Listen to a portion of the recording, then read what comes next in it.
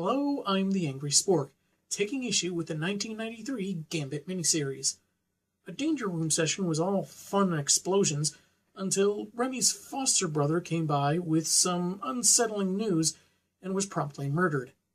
After some revenge hunting, the Cajun finds his wife and brother-in-law are alive, and his family is in peril during a time of tithing in New Orleans. So it's off to the Big Easy with Rogue to find some answers, and some souvenirs for the X-Men. All of them just to be polite. Not that it's going to be easy, since the roster changes at the drop of a hat.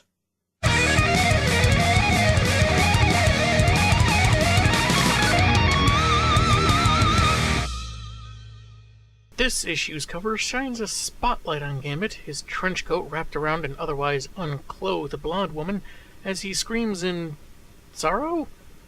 Maybe he's sitting on his keys? I can't really tell. And did he use his powers to kinetically charge his hair? I'm not sure why he would do it unless it was an accident while combing his hair, but it's the only thing I can think of to explain that funky aura. Anyway, playing cards rained down, some with images of characters we saw in issue 1, like Julian, some random assassin, and the Tithe Collector. Oh, but no cards with Rogue's face on them? Some would-be boyfriend. Told you he wasn't good enough for her. LeBeau infiltrates a house on the outskirts of the Big Easy, gaining access with a playing card? How weak are the locks if they can be bypassed by a slightly thicker than average piece of paper? Speaking of, Gambit's narration captions have slightly rounded corners resembling his trademark cards, so it's a neat little gimmick there. Though even he agrees, security here stinks and apparently always has, since he's been sneaking in just like this since he was a kid. As he skulks around, he notices how deathly quiet it is, unlike when a certain someone was alive. He enters a bedroom and finds the woman that had kept him around for so long, but was also the reason he had to leave. His wife, Belladonna, whose name he bellows after wrapping her in his coat even though she was already covered in a bedsheet. That seemed unnecessary. And weirder still is that it doesn't appear this woman has any clothes on underneath those bed sheets that just suddenly disappear on the following splash page, so it kind of looks like Gambit took it off her just before putting his coat over her after breaking into her house and screaming right next to her. I'm not gonna lie, it feels just a smidge creepy. I know they're married, but still. Creepy or not, Remy is still trying to process how Bella's alive when he suddenly sends some kinetically charged cards at some encroaching assassins. He starts going melee on them, declaring how they always talked a big game about killing the young thief, even when an assassin woman wanted to marry him, and that's when his father-in-law Marius steps in. He wants a duel of honor since Gambit and his fellow X-Men took his 2 children, but the Cajun card chucker isn't very receptive to the idea, until Marius starts spouting off about not really being one of the Thieves Guild, going so far as to imply he might have been stolen as a baby. And just look at his face here. Scare everybody else with those crazy eyes, but you don't scare me. Crazy eyes? As swords clash, LeBeau reveals he came to New Orleans after the death of his brother Henri at the hands of Marius' not-dead son, Julian.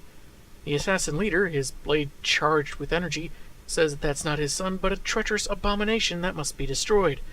That's nice and all, but Gambit's had enough of this, so he ends the duel by charging the pendant hanging from Marius' neck, causing a non-lethal detonation that knocks him back.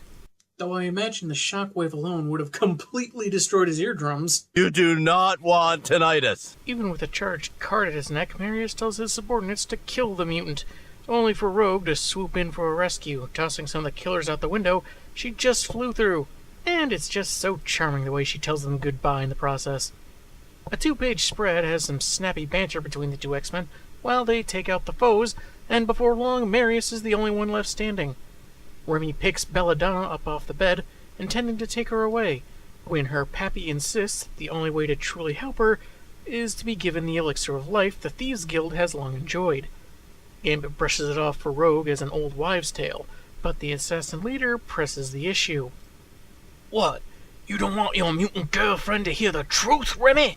Well, I wouldn't say girlfriend per se, but there's been flirtation that borders on harassment. Nothing official, though. Not that I wouldn't jump at the chance. Well, I'm off with the wife I love so much. A mere taste of the elixir would be enough to save Belladonna, and Marius accuses LeBeau of cherishing his guild secrets above the woman he promised to love in sickness and in health. As the two X-Men take off, Rogue offering to take Donna for the long journey, Julian watches them before entering the house and killing the remaining assassins to have a word in private with his dad.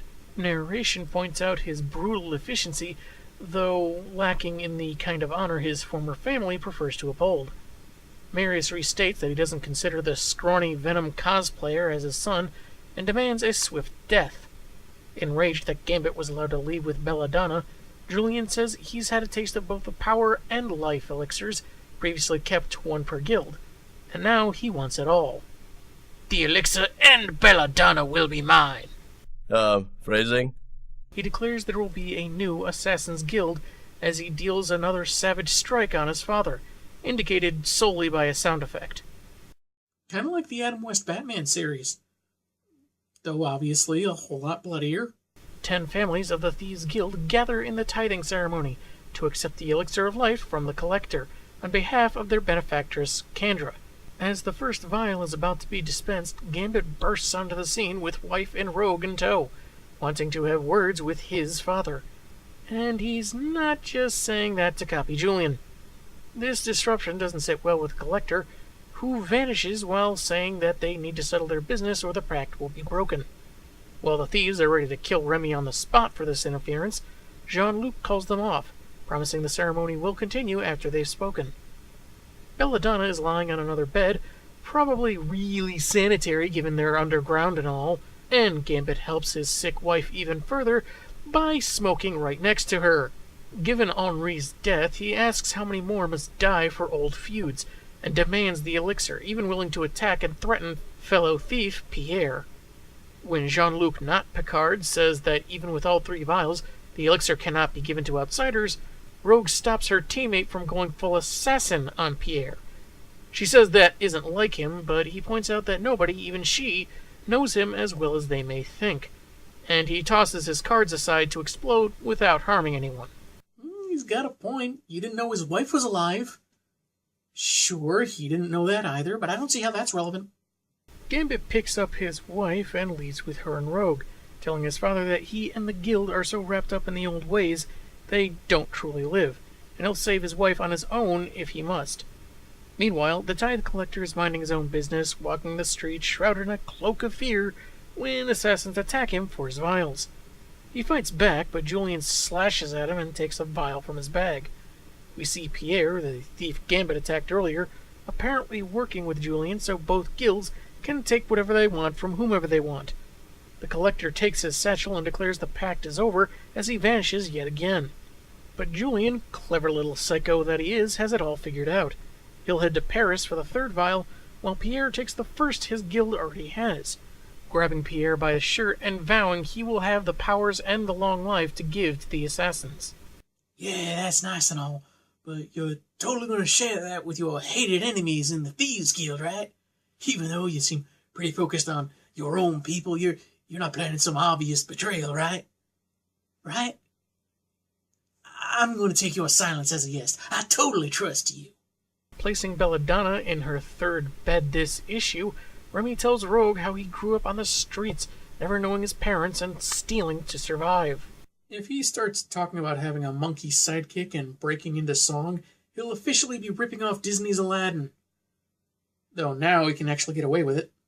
Eventually, one of the pockets he picked belonged to Jean-Luc LeBeau, the man who was so impressed he raised the kid as his own, becoming the only family Remy ever knew. He says Rogue doesn't have to stand guard over Bella, but she's happy to keep her safe for Gambit's sake, because the X-Men are his family as well.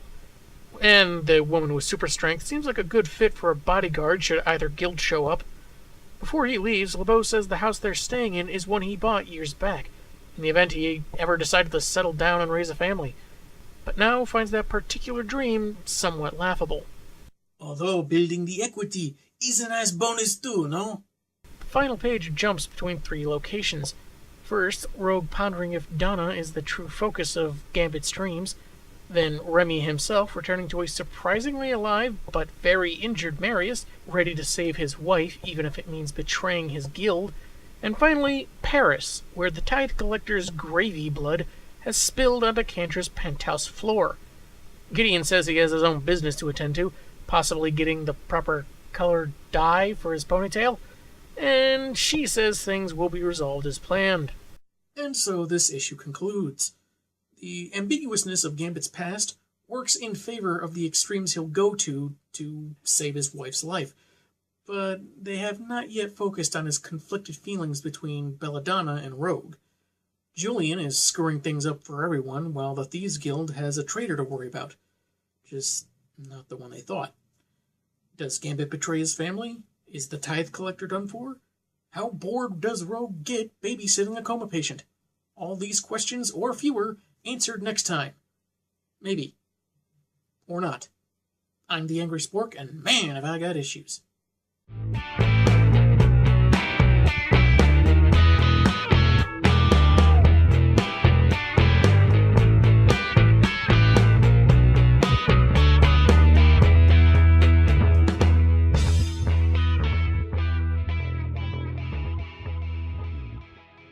I am father to you no longer, killer!